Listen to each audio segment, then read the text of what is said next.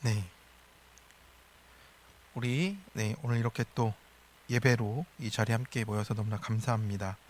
네, 우리 옆에 있는 우리 지체에게 한 주간 염려를 다 맡기셨으니까 이렇게 인사하겠습니다.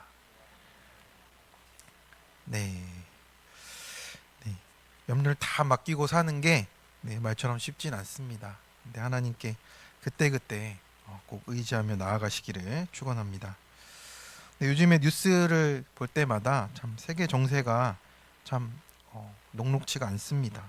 미국에서 일어나는 일들을 봐도 그렇고요.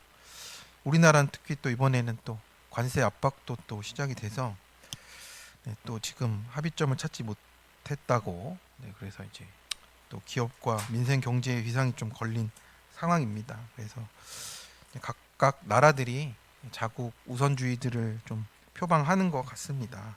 그 가운데서 우리가 할 수 있는 것은 우리가 정말 하나님을 의지하고 기도하는 것이 제일 중요한 것 같습니다. 우리가 나라를 위해서 할 수 있는 일이 정말 기도잖아요. 기도하고 우리 역할을 잘 감당하는 것이 또 우리나라에 힘을 실어주는 일이라고 믿습니다. 그리고 이제 이런 일들 때문에 위협받는 사람들, 또 생계가 위협받고 또 삶이 어려운 이들을 돌보는 일들을 우리가 멈추지 않았으면 좋겠습니다. 그래서 하나님 나라를 이루는 우리가 쓰임 받기를 또 축원합니다. 오늘의 말씀은 마가복음 1장에서 또 이제 주께서 원하시면이란 제목으로 이렇게 말씀을 나누고자 합니다.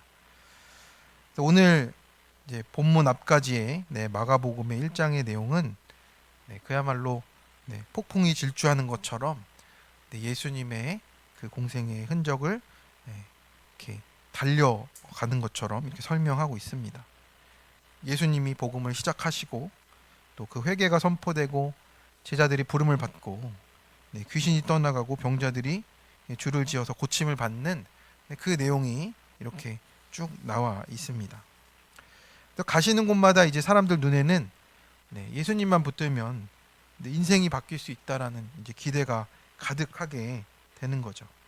그래서 예수님만 있으면 모든 고통이 끝나는 것 같잖아요.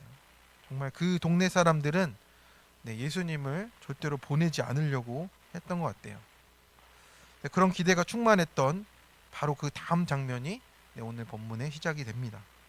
그래서 기대가 더 모이고 모일수록 어떻게 됐죠? 열광이 되는 거잖아요. 그 열광으로 바뀌는 그 시점에서 모두가 주님을 찾고 모두 주님의 손길을 원할 때 정작 예수님께서는 이제 몰래 사라지시는 거예요. 성도 여러분, 복음은 언제나 사람의 기대를 채우는 방향이 아니고 하나님의 뜻을 이루는 방향으로 나아가고 있다는 것을 우리가 알아야 합니다.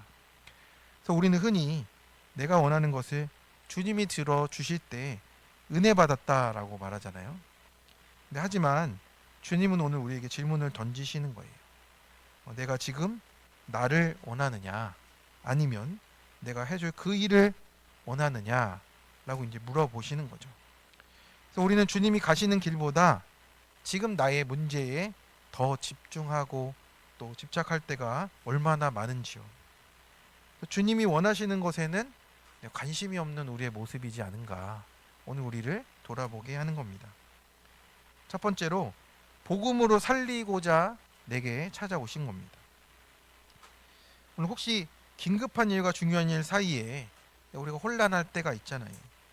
그래서 미국의 한 심리학자가 흥미로운 실험을 했는데 사람들에게 아주 급하게 처리해야 하지만 보상은 적은 일, 또 시간은 넉넉한데 인생에 정말 중요한 일을 동시에 이렇게 과제로 주었습니다.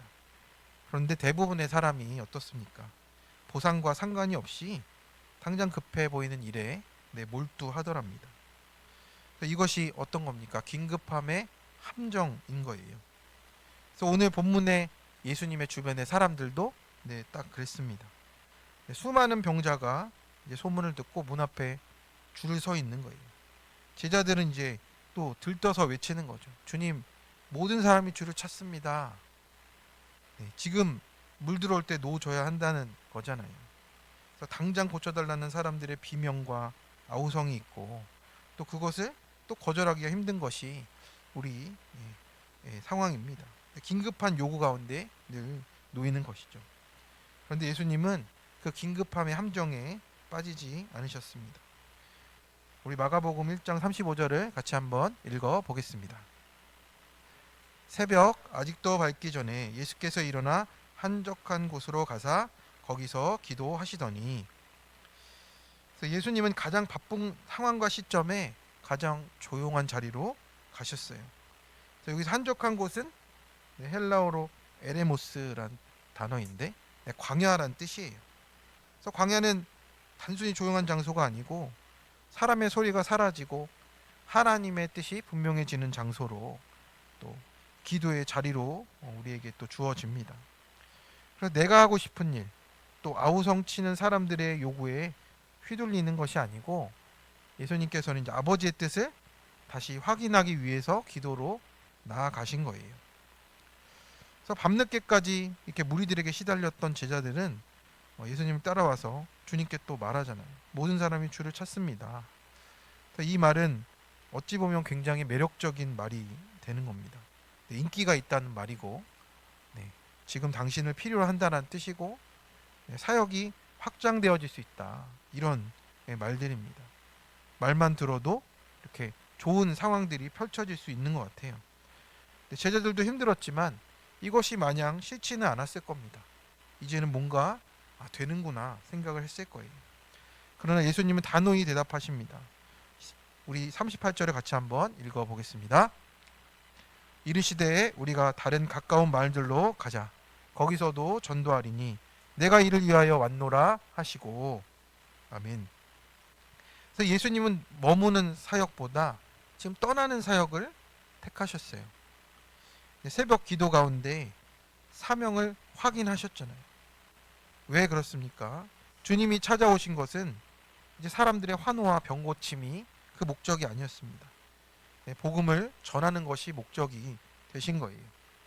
그래서 여기서 전도하다는 말은 헬라어로 퀘리소인데, 이 말은 설명하거나 가르친다는 뜻이 아니고요, 왕의 메시지를 공식적으로 선포하는 단어라는 뜻이에요. 지금 하나님의 그 복음의 그 하나님 나라를 온전히 선포하고 있다는 뜻입니다. 예수님은 사람의 필요에 끌려다니지 않고 하나님의 뜻에 붙들려 사신 것을 보여주신 겁니다. 그래서 하나님 나라를 선포하러 오신 왕으로서 지금 나아가고 계신 겁니다. 그래서 우리는 묻습니다. 주님, 이 문제 언제 해결됩니까? 그러면 주님이 또 우리에게 물으시는 거예요. 너는 지금 내 뜻 안에 있느냐라고 물은 겁니다. 그래서 나를 향해 선포하시는 주님의 말씀을 듣고 가는지를 물어보고 계신 거예요. 그래서 우리가 신앙생활은 내 뜻을 관철시키는 고집이 아니고 내 기도 가운데 내 뜻을 꺾고 주님의 방향에 맞춰가는 삶이라고 하시는 거예요. 그래서 주님이 가시는 곳에 나도 가고 주님이 멈추시는 곳에 나도 멈추고, 그것이 진짜 복음의 능력이라고 하십니다. 그래서 주님께서는 하나님 나라와 구원의 복음을 나에게 선포하려고 나를 살리고자 찾아오신 주님이십니다. 그렇게 주님께서 그곳을 이제 떠나시잖아요. 복음을 위해서, 내가 온 이유를 위해서 이제 그 자리를 떠나십니다. 그리고 온 갈릴리에 다니셨습니다. 그때 어떤 일들이 또 나타납니까? 우리 39절의 말씀을 읽어보겠습니다. 이에 온 갈릴리에 다니시며 그들의 여러 회당에서 전도하시고 또 귀신들을 내쫓으시더라. 아멘. 내가 원하는 자리와 결과에 머물지 않고 주님이 나아가시는 길을 따라간 겁니다.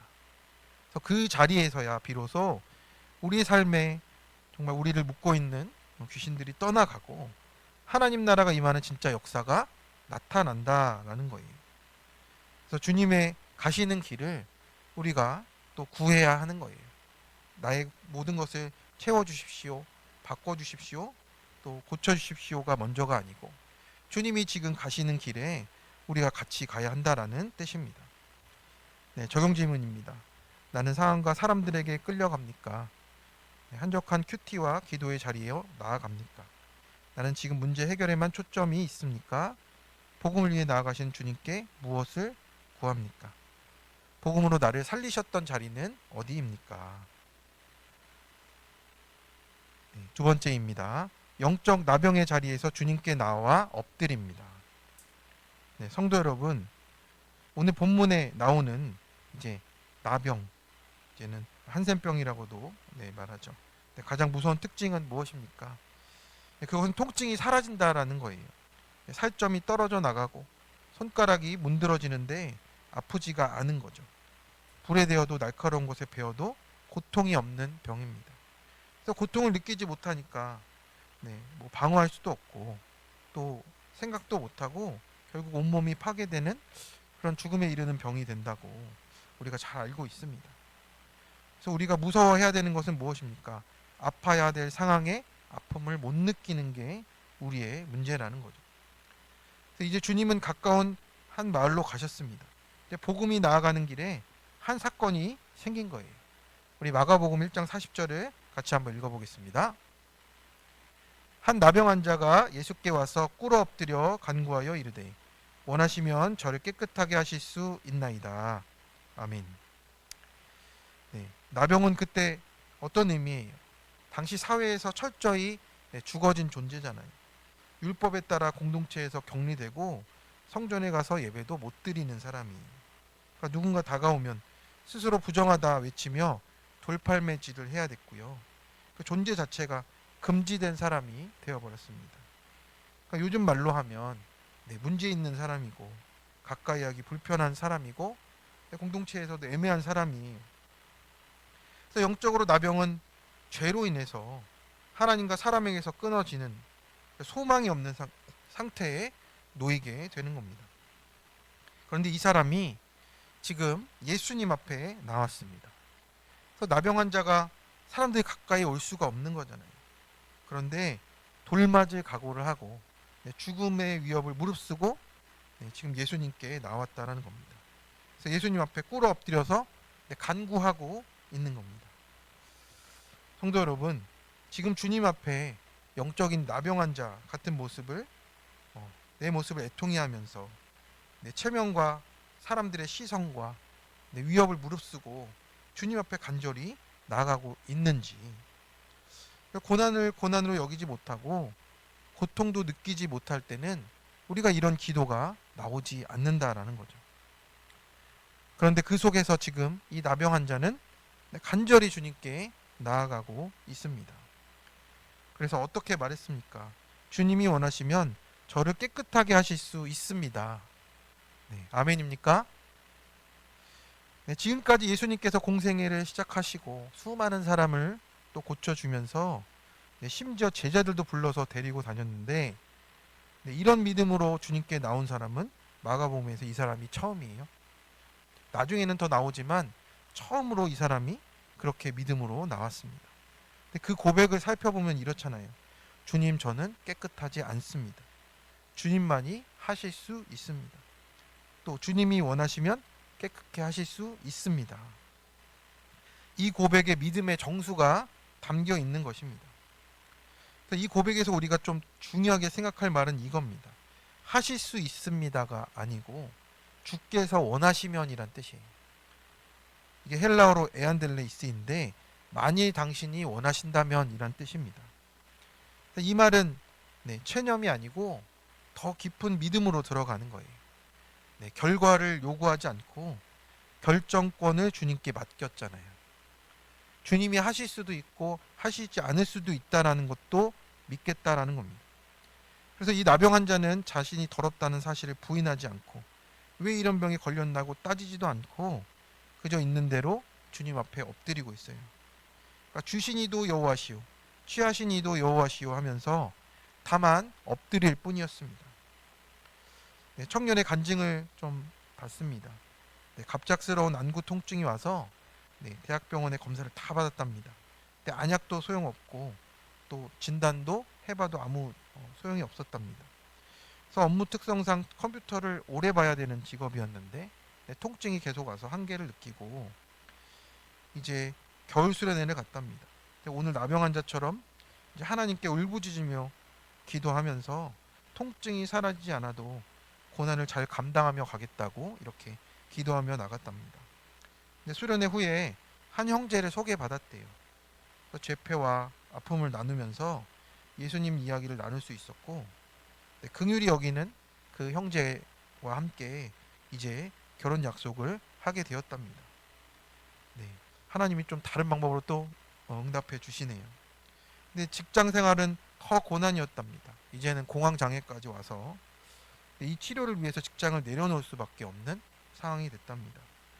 그래서 이렇게 되니 자기 연민과 피해의식이 올라와서 그러니까 외벌이가 될 남편에게 미안했고, 또 한 가지는 이제는 남편이란 질서에 순종하는 훈련을 받게 될 것 같아서 불안했답니다. 그러니까 사실은 어렸을 때부터 부모님이 돈 때문에 갈등이 심해서 손을 안 벌리고 내 힘으로 살아왔던 시간이 길었답니다. 그래서 남편과 갈등이 생기면 어쩌지? 그리고 남편에게 순종하는 것이 나는 또 쉽지 않겠다 생각이 드니 어려웠답니다. 근데 그러다 보니까 묵상하게 된 것이 내가 치료받을 진짜 나병은 자기 연민과 피해의식이었구나, 이거를 깨닫게 되었다라고. 그래서 무능력해서 아픈 것도 아니고 자책할 것도 없고 남편의 질서 아래 들어가게 하시는 이 허락하신 환경임을 믿고 가면 된다. 이 권면에 아멘 하게 되었다고. 그래서 질서에 순종하고 이 일을 입증하는 자가 되길 기도 부탁드린다. 이런 간증이었습니다. 이 자매도 그 기도 가운데 나갔던 것 같아요. 통증이 사라지지 않아도, 통증이 있어도 고난을 잘 감당하게 해달라. 믿음의 길을 가게 해달라. 이것이 정말 그 나병 환자의 기도같이 드려진 것 같습니다. 성도 여러분, 그래서 믿음은 결과를 하나님께 강요하는 게 아니에요. 주님의 뜻에 그냥 100% 나를 맡기는 일입니다. 그래서 지금 그 나병 환자가요, 이 모든 동네에서 딱 한 명이에요. 주님을 주님으로 대한 딱 한 사람입니다. 그러니까 주님을 단순한 해결사로 본 게 아니고 내 생사의 여탈권을 갖고 계신 내 인생의 주인으로 온전히 대우해 드렸습니다. 그래서 고쳐주셔도 주님의 은혜고 이대로 두셔도 주님의 주권이라고. 이것이 바로 믿음의 정수라고 할 수 있는 거잖아요. 그래서 그 처절한 믿음을 보셨습니다. 주님께서 그 나병 환자에게 이렇게 하십니다. 우리 41절의 말씀을 함께 읽어보겠습니다. 예수께서 불쌍히 여기사 손을 내밀어 그에게 대시며 이르시되 내가 원하노니 깨끗함을 받으라 하시니 아멘. 그래서 여기서 불쌍히 여기다는 창자가 뒤틀릴 만큼의 긍휼을 뜻합니다. 아이고 불쌍해, 이게 아니라 정말 그 믿음을 보시고 정말 창자가 끊어지는 애통으로 그 한 영혼을 바라보신 주님의 은혜를 우리가 보게 됩니다. 하나님의 마음을 표현할 때만 이 단어가 쓰여요. 그래서 주님은 그를 가엾게만 보신 게 아니라 그 고통을 온몸으로 같이 느껴주셨습니다. 그리고 손을 내밀어 그에게 대신 것이죠. 그래서 당시 율법으로 보면 이 나병 환자에게 손을 대면요, 함께 부정해지는 거예요. 그렇지만 주님은 상관이 없으셨습니다. 그래서 주님이 손을 대시는 순간에 부정이 예수님께 옮겨간 것이 아니라 예수님의 거룩과 생명이 나병 환자에게 흘러 들어간 것입니다. 그래서 예수님의 거룩이 그에게 넘쳐 흘러서 깨끗하게 만드셨습니다. 이게 복음이에요. 우리는 더럽다고 부정하다라고 밀어내는 우리의 모습이지만 우리 주님께서는 그 은혜로 자녀를 만지시고 오히려 고치시는 하나님이심을 보여주셨습니다. 그래서 그 결과가 어떻게 됐습니까? 곧 나병이 그 사람에게서 떠나가고 깨끗하여 진지라. 아멘. 사랑하는 성도 여러분, 혹시 여러분의 영혼이 나병 같은 상황에 놓여 있지는 않습니까? 죄를 지어도 아프지 않고 예배를 드리지 못해도 갈급함이 없고 그냥 하나님과 멀어져 가는데 나에겐 아무런 고통이 없는, 위기감이 없는 그런 영적인 무감각에 우리가 놓일 수 있다라는 겁니다. 그래서 오늘 우리 이 나병 환자처럼 주님 앞에 엎드리는 것이, 그리고 주님 고쳐주셔도 또 고쳐주지 않으셔도 주님이 원하시는 대로 하시길 원하나이다가 우리의 진정한 믿음으로 또 세워져 가야 될 줄로 믿습니다. 그래서 주님이 그 피 묻은 손으로 오늘도 나의 마음을 만져주시며 말씀하시는 겁니다. 내가 원하노니 내 영혼이 깨끗함을 받으라. 아멘. 우리 옆에 있는 분에게 주님이 당신을 만져주십니다. 이렇게 이렇게. 아멘. 적용 질문입니다. 죄를 깨닫는 고난이 와도 깨닫지 못하는 영적 나병에 있지 않습니까? 주께서 원하시면이라 말하며 이건 꼭 이렇게 되어야 한다 고집을 부리나요? 내 노력과 의와 원망과 연민 결과도 내려놓고 주님 앞에 엎드리십니까? 창자가 끈기는 긍휼과 어루만지심으로 나를 찾아오시는 주님의 은혜를 간구하고 있습니까? 세 번째입니다. 받을 은혜를 사람들에게 겸손히 나누어야 합니다. 우리 밤하늘의 밝은 달을 이제 가리키는 손가락을 이렇게 하다 보면 정작 봐야 되는 것은 달인데 내 손가락만 본다면 진짜 달을 보지 못하게 되는 거잖아요. 그래서 우리의 간증과 자랑이 자칫 잘못하면 주님이라는 달을 가리키는 게 아니라 손가락만 돋보이게 된다는 그런 얘기입니다.